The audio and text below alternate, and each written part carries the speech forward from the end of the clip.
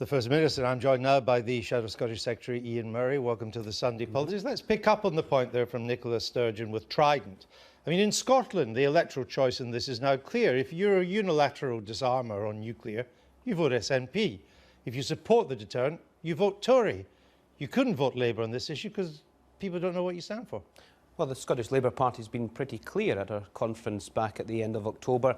The motion was passed almost unanimously to reject the renewal of Trident on that policy basis. But it's not party policy. At UK level is still our policy it was at the general election, and there's a policy review happening at the moment. So the Scottish Labour Party's policy is pretty clear on this. This is a Scottish election, don't forget, and I would rather we were talking about the issues to deal with public services in Scotland, which I think is incredibly important, and these kind of Trident issues are diverting us away from those really big issues of policy in terms of our public services. The Mattison research that we've been referring to in this programme found that Scottish voters felt abandoned by the Labour Party, a process that they thought started many years before the independence referendum. When did Labour start taking Scottish voters for granted? Well, I think it's been pretty clear of a number of reports that have been done over the last 5 or 6 years that there has been a process in the party where we haven't devolved the party as much as we've devolved Scotland. The Scottish Parliament coming in 1999 was a tremendous opportunity for Scotland, a tremendous opportunity for the Scottish Labour Party. It's been proven to be so, but I just don't think we've caught up with that. That was in Jim Murphy and Sarah Boyack's report in 2011, and I think now under Kezia Dugdale's leadership, she's refreshing the party, she's refreshing party policy, she's refreshing that relationship with the Scottish voters, and hopefully that will come through to fruition come the elections in May. Well, you say that, but you'll know from the briefing, if you were at the Shadow Cabinet meeting, and I'm sure you were, last week by Labour's election director, that you face further electoral disasters in Holyrood in May. Now, nobody's under any illusions this is going to be a difficult election, Andrew. The polls are showing that at the moment. But what Kezia is trying to do is get a very positive policy platform together, reconnect with the Scottish people, respond to what Scottish people have been telling us on the doorsteps during the general election last year, but in our campaigning and our work since. And she's doing that on the basis of responding to what the Scottish people want. That's what people want to have in a Scottish general election. But what the Shadow Cabinet was told, what the Shadow Cabinet was told by your own election director, is that he expects you to lose all your constituency MSPs, just as you lost all your constituency MPs bar you last May. What can you do to avoid that? The important thing here is to go back to what I've just said about Kezia Dugdale's positive policy platform. She's refreshing the party, she's bringing in new faces, she wants to make sure she can use the current powers of the Scottish Parliament and the substantial new powers that are coming in the Scotland Bill to change the policies of the Scottish Labour Party in order for us to have a policy platform in Scotland that's incredibly positive, that transforms the lives in Scotland. That's what we should be talking about. What's the most distinctive Scottish policy initiative since Mr Corbyn became leader?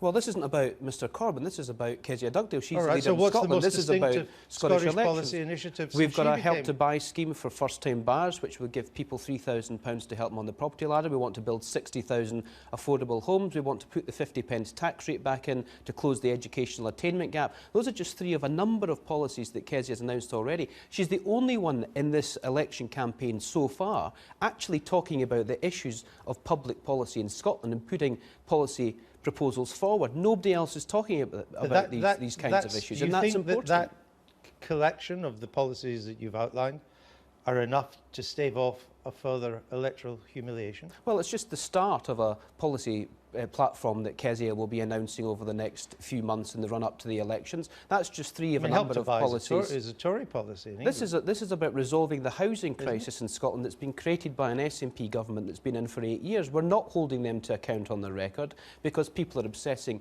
about things like polls. Let's get on to the big issues of public policy. The NHS is in trouble in Scotland, educational attainment gaps getting larger, the transport system's creaking at the seams. All of those have to be dealt with, and there's a real opportunity in this election to talk about the powers that the Scottish Parliament currently has and the substantial new powers it's got to transform the lives of Scots. Let's talk about tomorrow's Scotland rather than yesterday's polls. How much would a top rate 50p tax for Scotland only, how much would that raise? Well, it would raise somewhere between 60 and 110 million, depending on where you would have any sort of behavioural change. But every single penny of that would go into educational attainment. Well, when the Conservatives cut the 50p tax rate to 45 back in the 2012 budget, a tax cut for the very wealthiest in this country. The Treasury were projecting it would cost £3 billion a year to satisfy Yeah, that. that was for the whole of the UK. That was for the whole of the UK. So the 60 to 110 million in terms of a Scottish context is a lot of money that we can use to cut the educational attainment gap, which has grown much, much wider in Scotland than the rest of the United Kingdom. Why is Mr Corbyn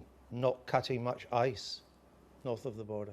Well, Jeremy's won a significant mandate within the party. He needs to now win that significant mandate in the country. But what we're concentrating on at this election is Kezia Dugdale is a new, fresh leader. She's well liked in the public. She's coming forward with very positive policies. You stress all the time Kezia Dugdale, and I understand that because she's the leader of the party. I understand that.